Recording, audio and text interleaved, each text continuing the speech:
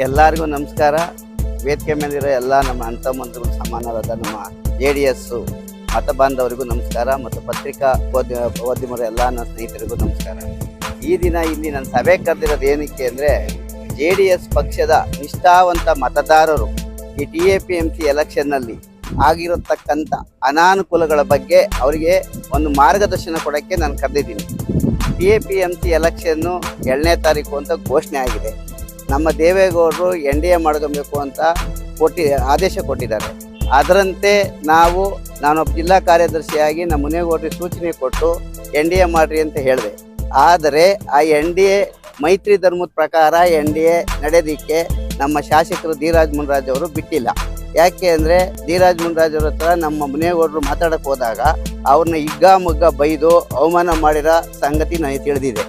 Next ಆಮೇಲೆ ಒಂದು ಮೈತ್ರಿ ಧರ್ಮ ಪಾಲನೆ ಮಾಡಬೇಕಾದ್ರೆ ಒಬ್ಬ ತಾಲೂಕು ಅಧ್ಯಕ್ಷ JDS BJP ಅವರು ಕುಂತು ಎಲ್ಲ ಕ್ಯಾಂಡಿಡೇಟ್ಗೂ ಸೇರಿಸಿ ತರಗತಿಯವ್ರನ್ನ ಕುಂಡ್ರಿಸಿ ಒಂದು ಪತ್ರಿಕಾಗೋಷ್ಠಿ ನಡೆಸಿದಾಗ ಮಾತ್ರ ಅದು NDA ಆಗ್ತದೆ. ಈಗ ಇದು ಏಕಪಕ್ಷೀಯವಾಗಿ NDA ಅಂತ ತೀರ್ಮಾನ ಮಾಡ್ಕೊಂಡು ಅವ್ರ ಇಚ್ಛೆ ಬಂದಂಗೆ ಹೋಗ್ತಾ ಇದ್ದಾರೆ. ಅದಕ್ಕೆ JDS ಮತ ಬಾಂಧವರಿಗೆ ನಾನು ಹೇಳೋದು ಏನು ಅಂದರೆ, ನಿಷ್ಠಾವಂತ JDSನವ್ರು ಯಾರಿದ್ದಾರೋ ಅವ್ರಿಗೆ ಮತ ಇಲ್ಲ. ಪತ್ರಿಕಾಗೋಷ್ಠಿ ಏನಾದ್ರೂ ಜಿಲ್ಲಾಧ್ಯಕ್ಷರು MLA ಮಾಡಿದ್ರೆ ನನ್ನೇನು ಅಭ್ಯಂತರ ಇಲ್ಲ. ಅದು ಮಾಡೋವರೆಗೂ ಇದು NDA ಅಸಂಬಿತವಾಗಿ NDA ಆಗಿದೆ. ಇದು ಒಂದು ಕಾನೂನು, ಒಂದು ಸಂವಿಧಾನವಾಗಿ ಆಗಿಲ್ಲ. ದೇವೇಗೌಡರು ಆದೇಶನ ಉಲ್ಲಂಘನೆ ಮಾಡಿ ಏಕಪಕ್ಷೀಯವಾಗಿ ಇವರು NDA ಅಂತ ಮಾಡಿದ್ದಾರೆ.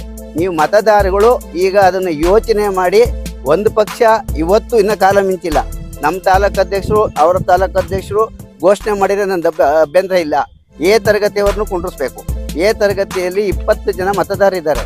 ಅದರಲ್ಲಿ ತರಗತಿಯಲ್ಲಿ ಕಾಂಗ್ರೆಸ್ ಜೊತೆ ಹೋಗ್ರಿ ಅಂತ ಹೇಳ್ತಾರೆ, ಇದ್ ಕಡೆ B ತರಗತಿಯಲ್ಲಿ NDA ಹೋಗ್ರಿ ಅಂತಾರೆ. ಇದು NDA ಮೈತ್ರಿ ಧರ್ಮನ ದೇವೇಗೌಡರು ಕೊಟ್ಟಿರೋ ಆದೇಶಕ್ಕೆ ಬೆಲೆ ಇದೆಯಾ?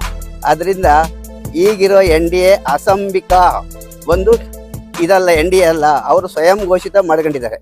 ಈಗ ಧೀರಾಜ್ ಮುನ್ರಾಜ್ ಇರ್ಬೋದು, ನಮ್ಮ ಜಿಲ್ಲಾ ಅಧ್ಯಕ್ಷರು ಕುತ್ಕೊಂಡು NDA ಅಂತ ಮಾಡಿದ್ರೆ ನಂದೇನು ಅಭ್ಯಂತರ ಇಲ್ಲ.